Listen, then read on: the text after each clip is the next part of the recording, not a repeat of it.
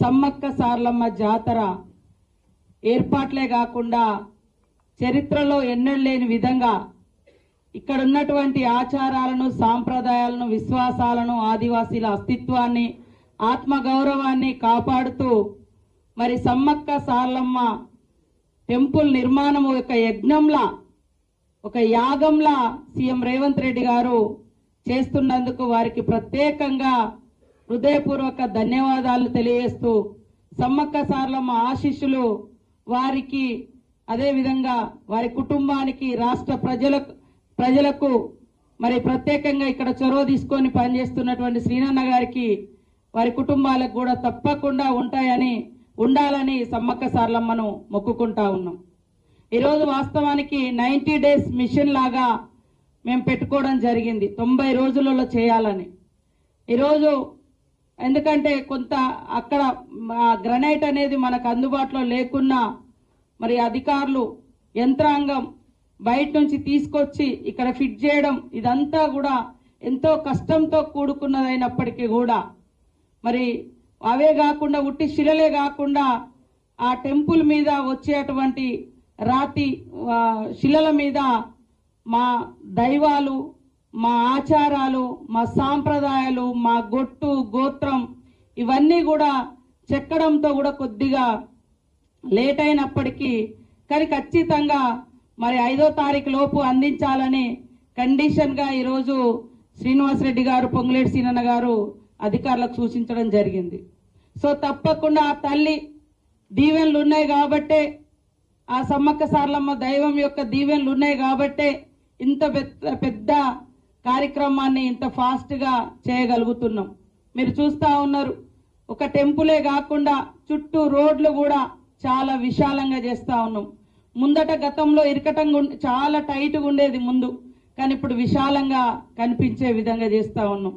ఇంకా అన్ని కూడా మిగతా మెయింటెనెన్స్ అంతా కూడా అద్భుతంగా జరగబోతుంది. కొంచెం ఎందుకంటే ఎండింగ్ లో ఉంది కాబట్టి అది కంప్లీట్ కానట్టు అనిపిస్తుంది, కానీ ఎండింగ్ లో ఖచ్చితంగా ఈ వారం 10 రోజులలో కంప్లీట్ అయితే అద్భుతంగా కనిపిస్తుంది.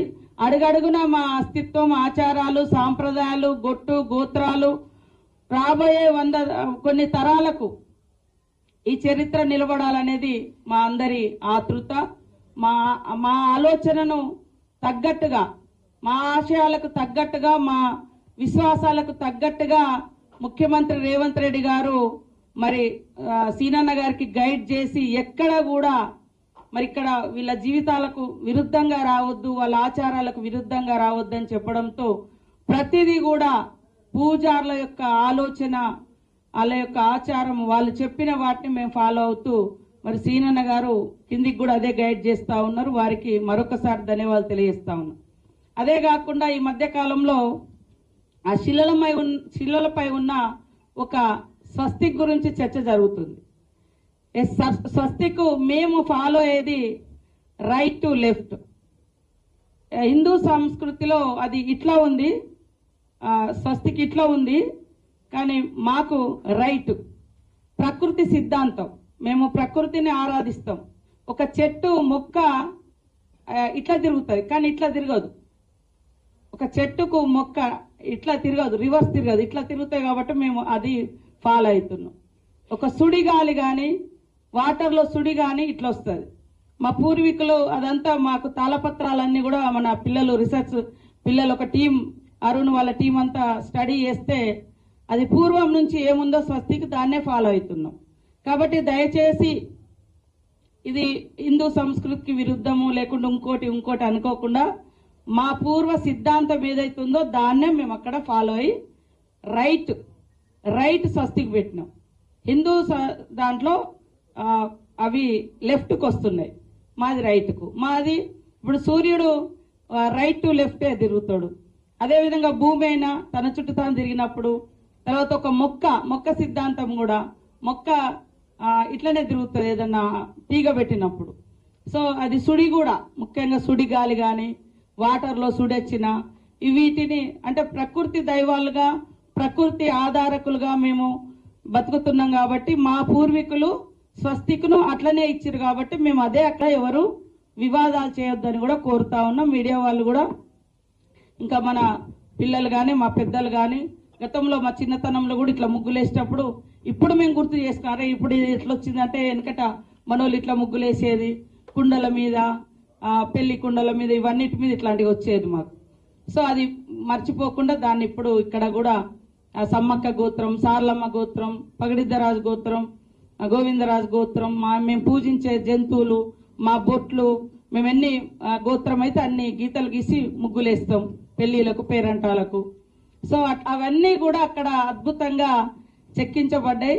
చాలా అందుకు కొద్దిగా డిలే అయింది కానీ ఎక్కడ కూడా మరి మన సీనాన్న గారి పనితనంలో కానీ వారిచ్చిన గైడ్ లైన్స్ లో కానీ ఎక్కడ కూడా డిలే లేదు. కాబట్టి తొందరగానే మిగతా అన్ని కూడా కంప్లీట్ చేసుకుంటామని తెలియజేస్తూ మరి మాకు సహకరిస్తున్నటువంటి మా ఎండోమెంట్ మినిస్టర్ గారు సురేఖ గారు, అదేవిధంగా tribal welfare minister Adluri Laxman గారికి ప్రత్యేక ధన్యవాదాలు. మా టీం అంతా కూడా ఖచ్చితంగా జాతర విజయవంతం కోసం కష్టపడతాం.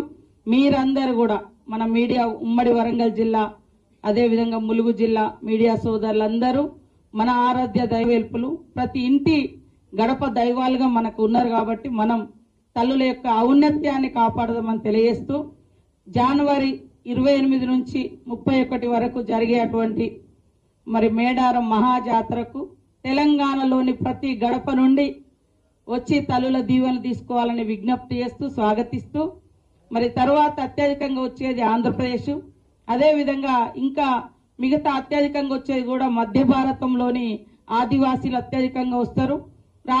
దేశంలో కూడా వివిధ ప్రాంతాల నుంచి కూడా అత్యధికంగా వస్తారు.